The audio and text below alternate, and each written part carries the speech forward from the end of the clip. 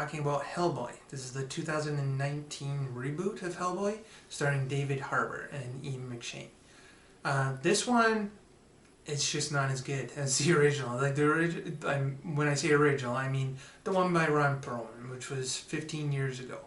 And you can't help but compare. But even if you don't compare, if you just want to look at it as a movie, David Harbour is good, but you can't recognize him. You can barely recognize his voice. Like, the makeup they use really muffles it, and they didn't do a good job of fixing it in post. I'm not sure why they didn't.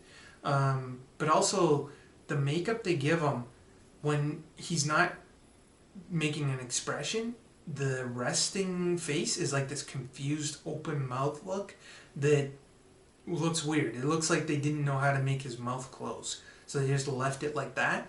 And it doesn't look good. It looks like he's just confused all the time. And also, like, there's not a lot of expressions, and it muffles his voice. So even, like, I'm not sure why they would even need a known actor like David Harbour when you can't recognize him by appearance and you can't recognize him by voice. You know, with Ron Perlman, in the other version, you could see that that's Ron Perlman. But in this case, you can't. There's also bad CGI. There's a few places where it's bad.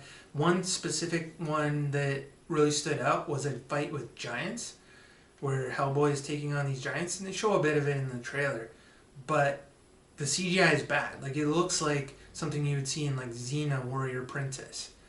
You know, that's what it looks like, a 90s TV show. And usually, when something's like that, they try and hide it, either by making quick cuts or shooting it in the dark so that you can't see how bad the CGI is. But in this case, they didn't do that. They just showed it in bright daylight, you know, out in the open. There aren't even any trees or buildings to hide anything, and it looks bad. It's very glaring. There's multiple points where they switch between an animatronic monster and a CGI monster, and it's not seamless at all. Like, it's very jarring. Like, they'll show one angle of the monster, it's CGI, then they cut to a different shot of the monster, and it's animatronic, and it's very obvious, and it takes you out of the movie, for sure.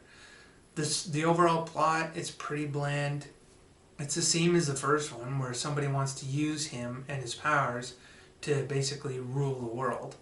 And you know, his lineage comes into it. They have this whole thing with King Arthur and Excalibur that they add to the lore.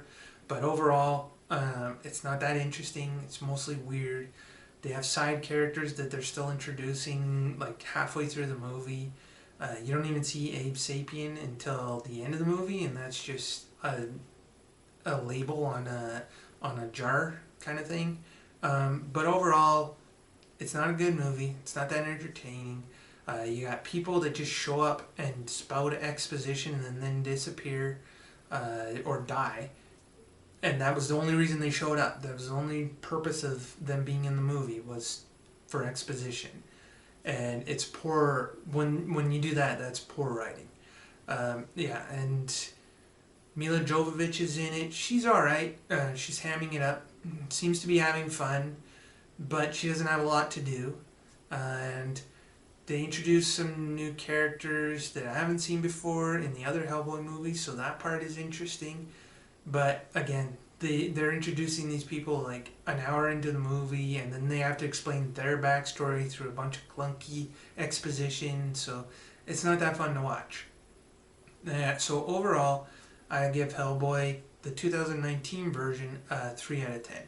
The other two movies, starring Ron Perlman, much better, much funner, and more entertaining. So that's Hellboy, 3 out of 10. If you like this video, like, share, subscribe, or all of the above. Thank you, and have a nice day.